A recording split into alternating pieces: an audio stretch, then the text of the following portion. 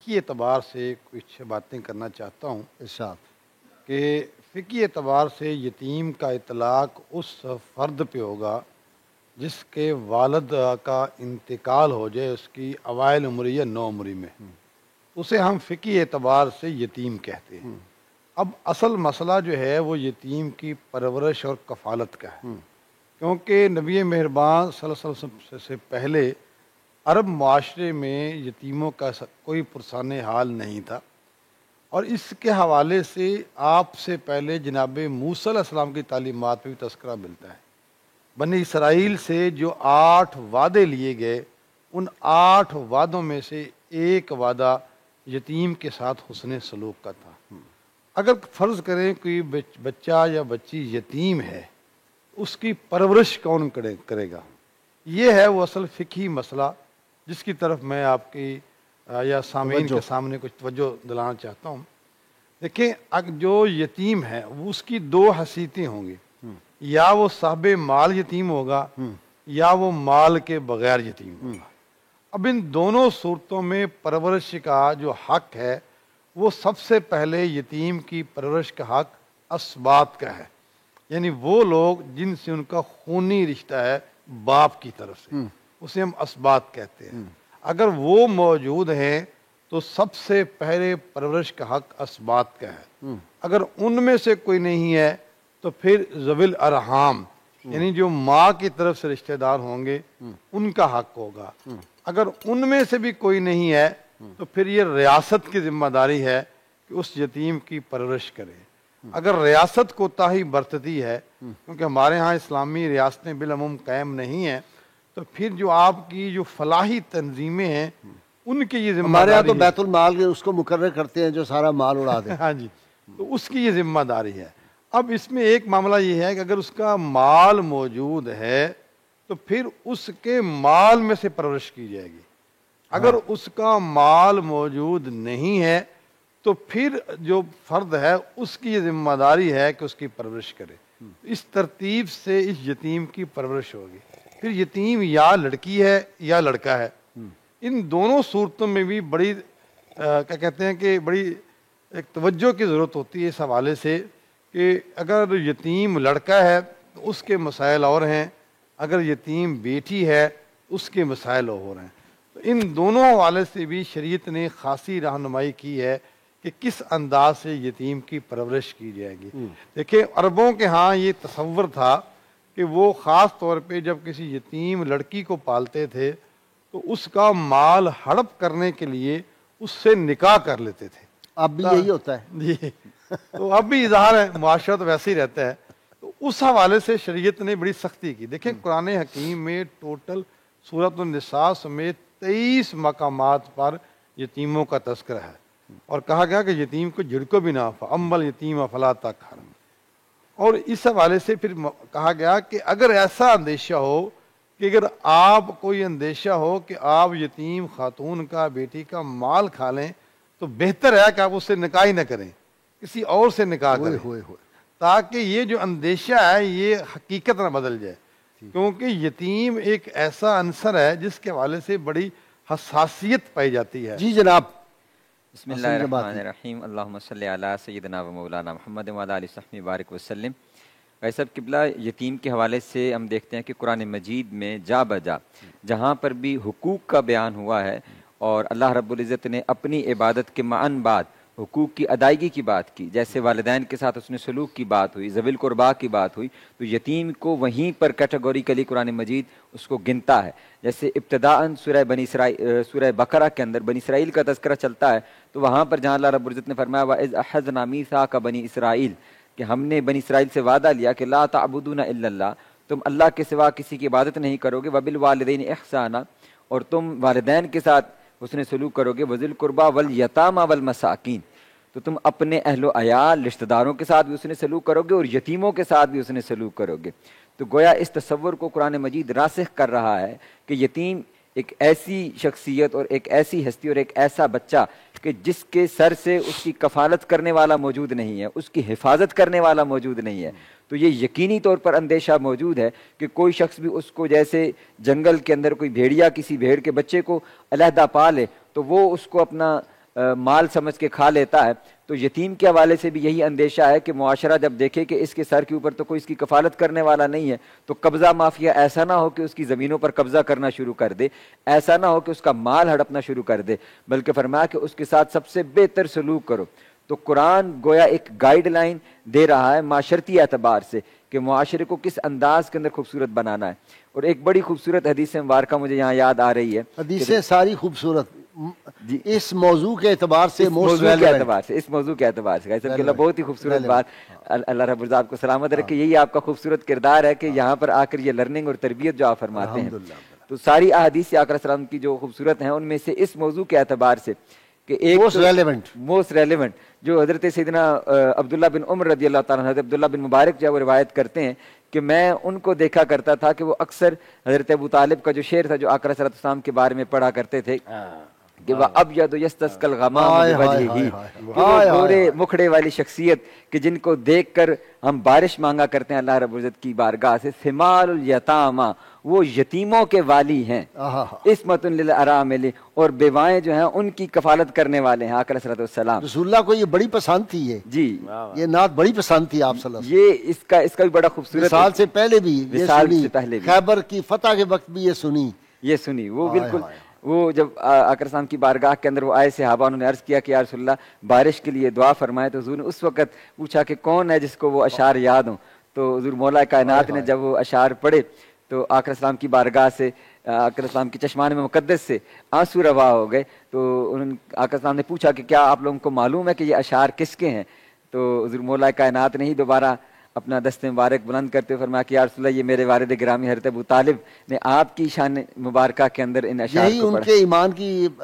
دلیل نہیں ہے ایک شاہ صاحب؟ بے شک، یقینی طور پر، کوئی شک جی ارشاد۔ تو یہ آقا علیہ السلام کی اپنی جو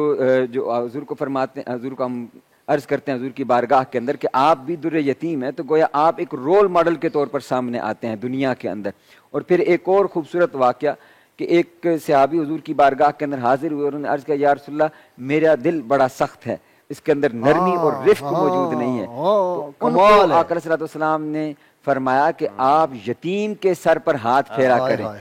اور ان کو کھانا کھلایا کریں، اس سے تمہارے دل کے اندر نرمی پیدا ہوگی، تمہارے دل کی سختی جو ہے وہ دور ہوتی رہے گی، تمہارے دل میں اللہ رب العزت رحم پیدا کرے گا۔ شاہ جی جب سیدنا عبد المطلب رضی اللہ تعالیٰ عنہ کا وقت آخری آیا تو انہوں نے بلایا اور سیدنا ابو طالب کو کہا کہ میرے بیٹے یہ میرا پوتا ہے، اس نے اپنے والد کی خوشبو بھی نہیں سونگھی، اور سینے پہ لٹایا اور کہا کہ اس کا خیال رکھنا۔ پھر انہوں نے وہ وعدہ جو نبھایا ہے، کس طرح خدمت کی ہے، کس طرح حفاظت کی ہے اپنی اولاد سے بڑھ کے، یہ مثال صرف وہی ملتی ہے، اولاد سے بڑھ کے۔ پہلے رسول اللہ صلی اللہ علیہ وسلم کو کوئی چیز کھانے کے لیے دینی، پینے کے لیے دینی، اپنے سے بھی پہلے۔ پھر ان کی حفاظت کیا ہے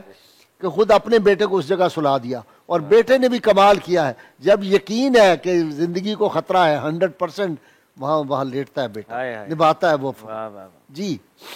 قبلہ غازی صاحب، اللہ تعالیٰ آپ کو سلامت رکھے، اور موضوع کی جس ڈائمنشن کی طرف آپ بات کو لے آئے ہیں بہت ہی خوبصورت ایسپیکٹ ہے یہ کہ سرکار دو عالم صلی اللہ علیہ وآلہ وسلم در یتیم تھے، اور اس وقت اس حالت میں جناب ابی طالب جو ہیں فیوچر میں پہچان رہے ہیں کہ اصل میں یتیموں کے ماوا اور ملجا تو یہ خود ہیں جناب سرکار دو عالم صلی اللہ علیہ وآلہ وسلم، اور وہ کلام جو ہے وہاں پہ بیان فرما رہے ہیں، اٹر کر رہے ہیں۔ اور سرکار دو عالم کے بعد صلی اللہ علیہ وآلہ وسلم یتیموں کی کفالت کے حوالے سے اگر کوئی رول ماڈل ہے تو وہ جناب ابو طالب ہے، جس طرح انہوں نے پروفٹ صلی اللہ علیہ وآلہ وسلم کی نگہداشت فرمائی ہے، اور فاطمہ بنت اسد قربان جاؤں، فاطمہ بنت اسد نے فرمائی، اور سیدہ فاطمہ کی بھی جس طرح انہوں نے کفالت کی والدہ کی وفات کے بعد۔ بے شک، تو بی بی فاطمہ بنت اسد کو بھی پھر پروفٹ صلی اللہ علیہ وآلہ وسلم نے ریسیپریکیٹ کیا نا، ان کی قبر کے ماں سے بڑھ کے ماں، ماں کے بعد میری ماں ہے، بے شک۔ تو آف کورس پھر اسی طرح جناب ابی طالب بھی والد کے بعد والد ہے نا، اسی درجے پر ہم اس کو یوں دیکھ سکتے ہیں، کوئی شک نہیں۔ تو قبلہ غازی صاحب ایک اور بات جو اس کے ساتھ جڑتی ہے، جیسے آپ حضرت علی المرتضیٰ کی طرف بھی آپ نے اشارہ کیا، حضرت علی المرتضیٰ جب کوفہ تشریف لائے ہیں اور آپ نے کیپٹل کوفہ شفٹ کیا ہے، تو اس دور میں بڑا وہ چیلنجز کا دور تھا، ایک خاص قسم کا پولیٹیکل کرائسس بھی تھا، وہ سارے معاملات تھے. حضرت علی المرتضیٰ نے اس بات کا ذاتی طور پہ اہتمام کیا کہ کوفہ کے جتنے آرفنز ہیں ان کی ڈائریکٹ سپرویژن علی بن ابی طالب خود کرے گا. اور جناب علی المرتضیٰ شیر خدا جو ہیں وہ اناج کا ایک پورشن انہوں نے رکھا ہوا تھا، اور وہ جیسے حضرت عمر فاروق گشت کرتے تھے مدینہ میں، حضرت علی المرتضیٰ کوفہ کی گلیوں میں گشت کرتے تھے. یتیموں کی جماعت کو آپ نے آئیڈینٹیفائی فرمایا تھا، اور آپ یتیموں کی خود نگہداشت کرتے، اور آپ یہ فرمایا کرتے تھے بیٹا اگر کوئی تم سے تمہارے والد کے بارے میں پوچھے تو کہہ دینا خلیفہ وقت امیر المومنین علی بن ابی طالب تمہارا والد ہے، میرا تعارف کروانا. اور وہ کہتے ہیں کہ جب ابن ملجم نے ملعون نے حضرت علی المرتضیٰ کے سر انور کے اوپر وار کیا تو طبیبوں نے کہا کہ حضرت علی المرتضیٰ کو اب یہ جان لیوا ایک زخم ہے، شہادت ہو جائے گی. لیکن کسی طبیب نے کہا کہ اگر دودھ کوئی مل جائے تھوڑا سا اور حضرت علی المرتضیٰ کو پیش کیا جائے تو علی المرتضیٰ شاید صحت یاب ہو جائیں، شاید کوئی معاملہ بہتر ہو جائے. تو وہ جو یتیم بچے تھے وہ اپنے اپنے کنٹینرز میں دودھ بھر کر لائے، اور وہ جماعتوں کی جماعتیں آئیں کہ ہو سکتا ہے ہمارے دودھ کے اس پورشن سے ہمارے بابا جو ہیں صحت یاب ہو جائے. اور وہ منظر جو تھا بڑا دل خراش اور دل دوست تھا کہ علی المرتضیٰ بظاہر دنیاوی طور پر وہ شہادت کے سفر کی جانب ہیں،